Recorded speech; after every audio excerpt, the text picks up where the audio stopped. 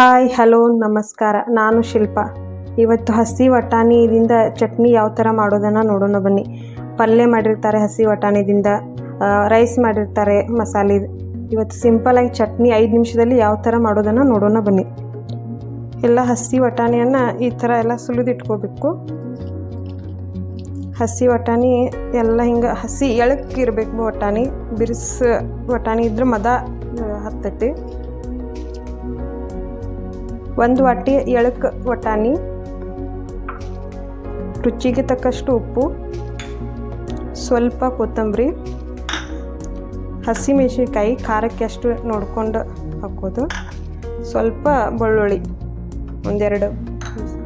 ಜಾಸ್ತಿ ಬೆಳ್ಳುಳ್ಳಿ ಯೂಸ್ ಮಾಡ್ರೆ ಮದ ಥರ ಖಾಟಿದು ಹಾಕತ್ತಿ. ಇದು ಜಾರ್ ತೊಗೊಂಡು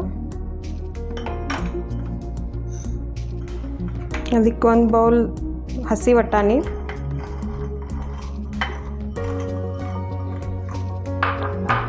ಸ್ವಲ್ಪ ಕೊತ್ತಂಬರಿ,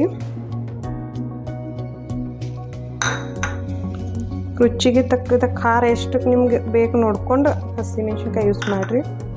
ಬೆಳ್ಳುಳ್ಳಿ ಜಾಸ್ತಿ ಹಾಕಿದ್ರೆ ಮದ ಬರುತ್ತೆ, ನೋಡ್ಕೊಂಡು ಬೆಳ್ಳುಳ್ಳಿ ಹಾಕಿ. ನಾನು 2 ಹಾಕಿದ್ದೀನಿ. ಸ್ವಲ್ಪ ರುಚಿಗೆ ತಕ್ಕಷ್ಟು ನಿಮ್ಗೆ ಎಷ್ಟು ಇದು ಹಾಕತ್ತೆ ಅಷ್ಟು ಉಪ್ಪು.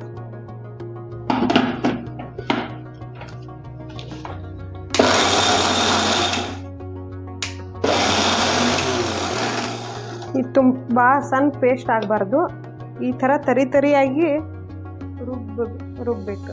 ನಿಮಗೆ ಉಪ್ಪು ಕಮ್ಮಿ ಅನಿಸಿದ್ರೆ ನೋಡಿ ಹಾಕ್ಕೋರಿ. ಖಾರ ಮತ್ತು ಉಪ್ಪು ಇಷ್ಟ ಇದಾಗ ನೀರು ಹಾಕಬಾರ್ದು. ಇದಕ್ಕೆ ನೀರು ಹಾಕಿದ್ರೆ ತಿಳು ಆಗ್ತದೆ.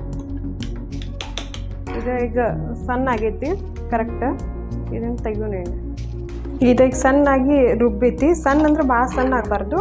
ಈ ಥರ ತರಿ ಆಗಿರ್ಬೇಕು. ಭಾಳ ತರಿ ದಪ್ಪು ಇರಬಾರ್ದು. ನೀರು ಹಾಕಬಾರ್ದು ಇದಕ್ಕೆ.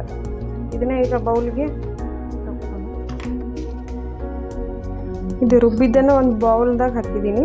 ನೀರು ಹಾಕಬಾರ್ದು. ನೀರು ಹಾಕಿದರೆ ತಿಳು ಆಗುತ್ತೆ. ಚಪಾತಿ ರೊಟ್ಟಿಗೆ ಎಲ್ಲ ರುಚಿಯಾಗಿ ಚಟ್ನಿ ರೆಡಿ ಆಕತ್ತಿ. 5 ನಿಮಿಷದಾಗ ಚಟ್ನಿ ರೆಡಿ ಆಕತ್ತಿ. ಇದು ಎಲ್ಲೂ ಹೊರಗೆ ಹೋಗ್ಬೇಕಾದ್ರೆ ಟಿಪ್ ಎಲ್ಲ ಒಯ್ಯಕ್ಕೆ ಚಲೋ ಆಕತ್ತಿ. ಈ ವಿಡಿಯೋ ನಿಮ್ಗೆ ರೆಸಿಪಿ ಇಷ್ಟ ಆದರೆ ಲೈಕ್ ಮಾಡಿರಿ, ಶೇರ್ ಮಾಡಿರಿ, ಕಮೆಂಟ್ ಮಾಡೋದನ್ನು ಮರಿಬೇಡ್ರಿ, ಮತ್ತು ಸಬ್ಸ್ಕ್ರೈಬ್ ಮಾಡ್ಕೊರಿ. ಹಿಂಗೆ ಸಪೋರ್ಟ್ ಮಾಡಿರಿ.